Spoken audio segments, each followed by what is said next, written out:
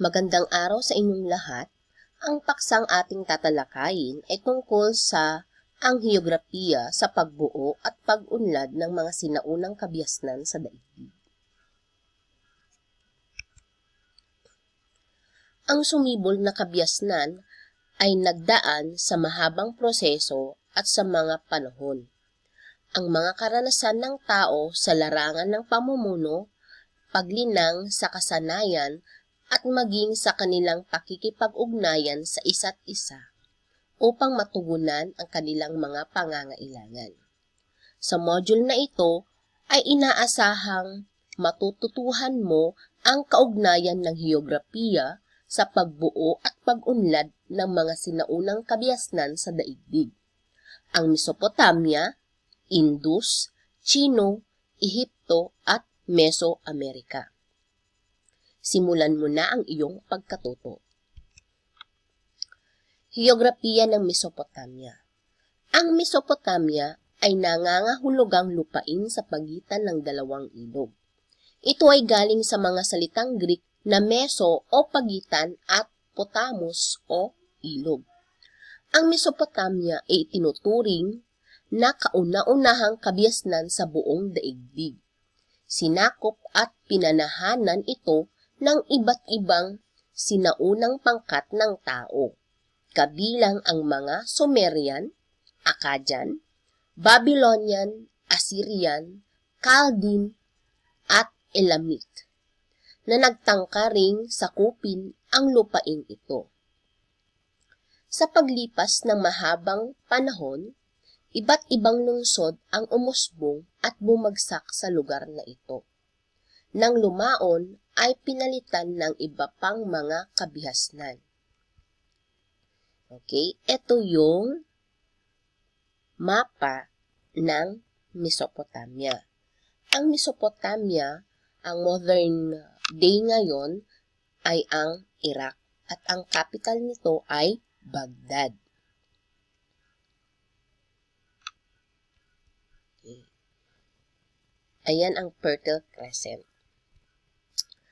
Ang Mesopotamia ay walang likas na hangganan, kaya mahirap ipagtanggol ang lupain ito sa ibang karatig lugar. Naimpluwensyahan din ito ng mga karatig lugar dahil na rin sa mga ugnayang pangkalakalan at tunggaliang militar.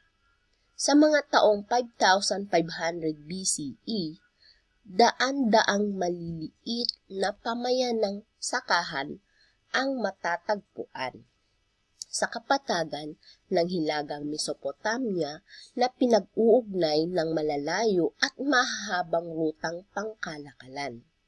Bunga ng pag-unlad ng lipunan sa mga sumusunod na taon. Nagkaroon ng mga pagbabago sa aspektong panlipunan, pampolitika at panrelihiyon, na nagdulot ng sentraladong kapangyarihan.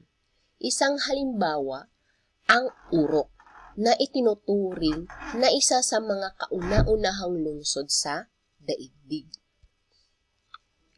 Matatagpuan ang Mesopotamia sa rehiyon ng Fertile Crescent, isang paarkong matabang lupaing nagsisimula sa Persian Gulf hanggang sa silangang baybayin ng Mediterranean Sea.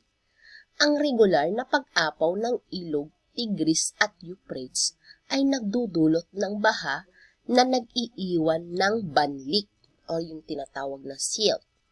Dahil dito, nagiging mataba ang lupain ng rehiyon na nakabubuti sa pagtatanim.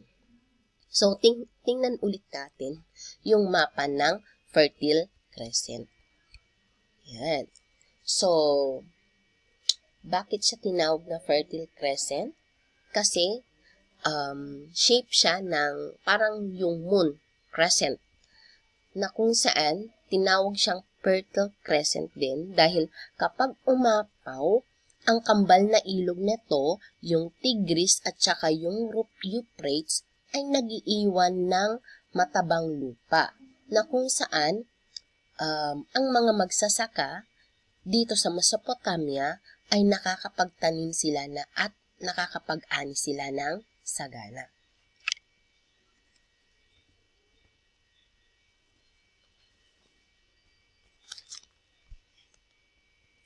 Sa mga taong 5,500 BCE, daang-daang maliliit na pamayanang sakahan ang matatagpuan sa kapatagan ng Hilagang Mesopotamia, na pinag-uugnay ng malalayo at mahabang rutang pangkalakalan. Bunga ng pag-unlad ng lipunan sa mga sumusunod na taon. Nagkaroon ng mga pagbabago sa aspektong panlipunan, pampolitika at panrelihiyon na nagdulot ng sentralidong kapangyarihan. So, ito, yung isang halimbawa nito, yung lungsod ng Uruk, na itinuturing na isa sa mga kauna-unahang lungsod sa daigdig.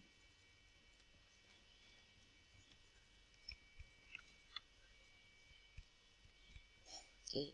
So, ngayon, tunghayan naman natin ang heograpiya ng lambak ng Indus. Ang rehiyong ito ay kakaiba sa aspektong heograpikal at kultural kung ihahambing sa ibang panig ng Asya. Madalas itong tawagin ng mga heograpo na subkontinente ng India dahil inihihiwalay ito ng mga kabundukan. Kaya maituturing itong halos isang hiwalay na kontinente.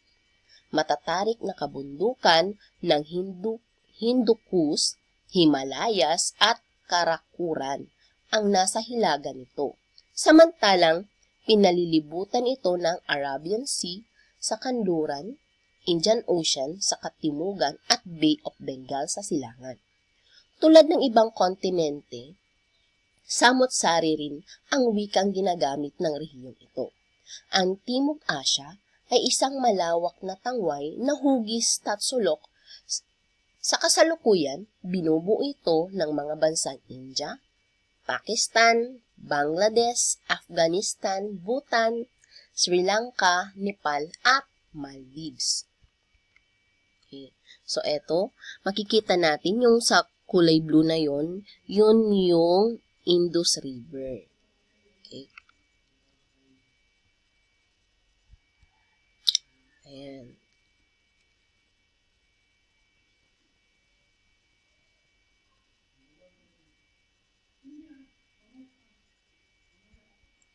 Bagamat ang rehiyong ito ay inihihiwalay ng mga kabundukan sa hilaga, nakararanas din ito ng mga pagsalakay at pandarayuhan.